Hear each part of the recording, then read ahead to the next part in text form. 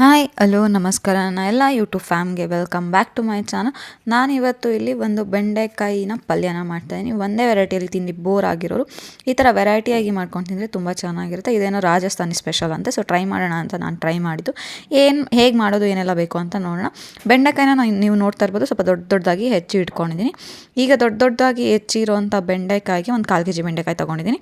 ಇದನ್ನು ನೀಟಾಗಿ ತೊಳೆದು ದೊಡ್ಡದಾಗಿ ಹೆಚ್ಚಿ ಇಟ್ಕೊಂಡಿದ್ದೀನಿ. ಇದಕ್ಕೆ ಈಗ ನಾನು ಖಾರದ ಪುಡಿನ ಹಾಕ್ಕೊಂಡಿದ್ದೀನಿ. 1 ಟೇಬಲ್ ಸ್ಪೂನ್ ಖಾರದ ಪುಡಿನ ಹಾಕ್ಕೊಂಡಿದ್ದೀನಿ. ಒಂದು ಸ್ವಲ್ಪ ಉಪ್ಪನ್ನು ಹಾಕ್ಕೊಂಡಿದ್ದೀನಿ ರುಚಿಗೆ, ಅಂದರೆ ಜಾಸ್ತಿ ಹಾಕೋಬಾರ್ದು, ಮಸಾಲೆಗೂ ಹಾಕೋಬೇಕಲ್ಲ. ಹಾಗಾಗಿ 1 ಟೇಬಲ್ ಸ್ಪೂನ್ ಕಡಲೆ ಹಿಟ್ಟು, ಒಂದು ಅರ್ಧ ನಿಂಬೆಹಣ್ಣು ಹಾಕ್ಕೊಂಡಿದ್ದೀನಿ. ಒಂದು ಸ್ವಲ್ಪ ಗರಂ ಮಸಾಲೆ, ಸ್ವಲ್ಪ ಅರಿಶಿನದ ಪುಡಿ, ಇಷ್ಟು ಹಾಕ್ಕೊಂಡು ನೀಟಾಗಿ ಮಿಕ್ಸ್ ಮಾಡ್ಕೊತೀನಿ. ಮ್ಯಾರಿನೇಟ್ ಎಲ್ಲ ಏನೋ ಆಗೋದಕ್ಕೆ ಬಿಡೋದು ಬೇಡ. ಇದನ್ನಿಷ್ಟನ್ನು ಹಾಕ್ಕೊಂಡು ನೀಟಾಗಿ ಮಿಕ್ಸ್ ಮಾಡ್ಕೊಬೇಕು. ನೀರೆಲ್ಲ ಹಾಕ್ಕೋಬಾರ್ದು, ಉಡಿಯಾಗೇ ಇರಬೇಕು. ಈಗ ನಾನು ಮಿಕ್ಸ್ ಮಾಡ್ಕೊಂಡಿದ್ದಾದಮೇಲೆ ಒಂದು ಪ್ಯಾನ್ನ ಬಿಸಿಗೆ ಇಟ್ಕೊಂಡಿದ್ದೀನಿ. ಅದಕ್ಕೆ ಜಾಸ್ತಿ ಎಣ್ಣೆ ಬೇಕು, ಬೆಂಡೆಕಾಯಿ ಫ್ರೈ ಆಗಬೇಕಲ್ಲ. ಹಾಗಾಗಿ ಈಗ ಏನು ಬೆಂಡೆಕಾಯಿ ಮಿಕ್ಸ್ ಮಾಡ್ಕೊಂಡಿದ್ವಲ್ಲ ಆ ಒಂದು ಫುಲ್ ಮಿಕ್ಸ್ಚರ್ನೇ ಹಾಕ್ಕೋತಾ ಇದ್ದೀನಿ. ಇಲ್ಲಿ ಹಿಟ್ಟು ಉಡಿ ಇರೋದು ಎಲ್ಲದನ್ನು ಕೂಡ ಹಾಕ್ಕೊತಾ ಇದ್ದೀನಿ. ಇದನ್ನು ನೀಟಾಗಿ ಲೋ ಫ್ಲೇಮಲ್ಲಿ ಒಂದು 10 ಮಿನಿಟ್ಸ್ ಬೇಯಿಸ್ಕೊಳ್ಳಿ. ಅದು ಬೇಯೋದ್ರೊಳಗೆ ಒಂದು ಕರ್ಡ್ನ ಮಿಕ್ಸ್ಚರ್ನ ರೆಡಿ ಮಾಡ್ಕೊಳ್ಳೋಣ. 1 ಕಪ್ ಮೊಸರನ್ನ ತೊಗೊಂಡಿದ್ದೀನಿ. ಅಂದರೆ ಎಂಥ ಏನಂತಾರೆ, ಮೊಸರು ಇವಾಗ ಗಟ್ಟಿ ಉಡಿ ಇರುತ್ತಲ್ಲ, ಆ ಥರ ಅದಲ್ಲ, ನೀಟಾಗಿ ಬೀಟ್ ಮಾಡ್ಕೊಂಡಿರೋ ಮೊಸರು ತೊಗೊಳ್ಳಿ.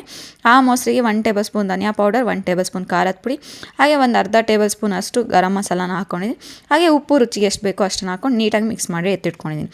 ಈ ಮಿಕ್ಸ್ ಮಾಡ್ಕೊಳ್ಳೋದ್ರೊಳಗೆ ಬೆಂಡೆಕಾಯಿ ನೀಟಾಗಿ ಫ್ರೈ ಆಗಿರುತ್ತೆ.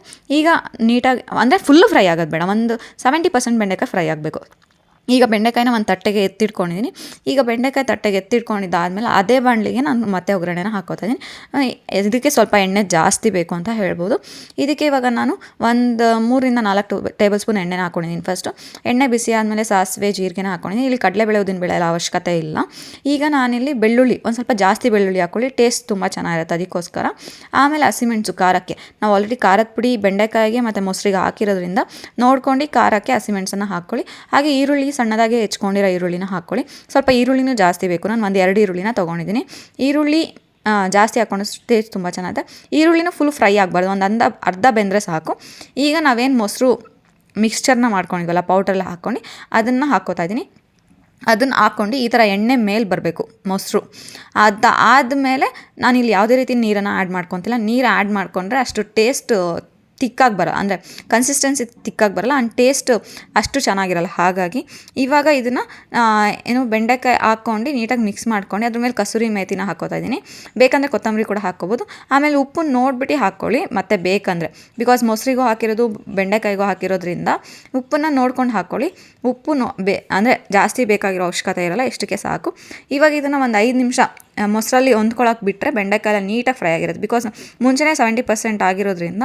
ಹಾಗಾಗಿ ಈಗ ನೋಡ್ತಾ ಇರ್ಬೋದು, ನೀಟಾಗಿ ಬೆಂಡೆಕಾಯಿ ಎಲ್ಲ ಮಿಕ್ಸ್ ಆಗಿ ಎಣ್ಣೆ ಎಲ್ಲ ಮೇಲೆ ಬಂದಿದೆ. ಇದು ಒಂದು ರಾಜಸ್ಥಾನಿ ಫುಡ್, ಬೆಂಡೆಕಾಯಿ ಪಲ್ಯ. ಇದಕ್ಕೆ ಹೆಸರು ನನಗೆ ಮರ್ತೋಗ್ಬಿಟ್ಟಿದೆ, ಬಟ್ ರಾಜಸ್ಥಾನಲ್ಲಿ ಮಾಡ್ತಾರಂತೆ. ಚಪಾತಿಗಂತೂ ಸಖತ್ತಾಗಿತ್ತು. ಅಂದರೆ ಫಸ್ಟ್ ಟೈಮ್ ಮಾಡಿದಾದರೂ ಟೇಸ್ಟ್ ತುಂಬ ಚೆನ್ನಾಗಿ ಬಂದಿತ್ತು. ಸೊ ನಿಮ್ಮ ಜೊತೆ ಶೇರ್ ಮಾಡೋಣ ಅಂತ ಅನಿಸಿ ಶೇರ್ ಮಾಡ್ತಾಯಿದ್ದೀನಿ. ಇದು ಒಂದು ಈಸಿಯಾದಂಥ ರಾಜಸ್ಥಾನಿ ಬೆಂಡೆಕಾಯಿ ಪಲ್ಯ ಅಂತ ಹೇಳ್ಬೋದು. Thank you.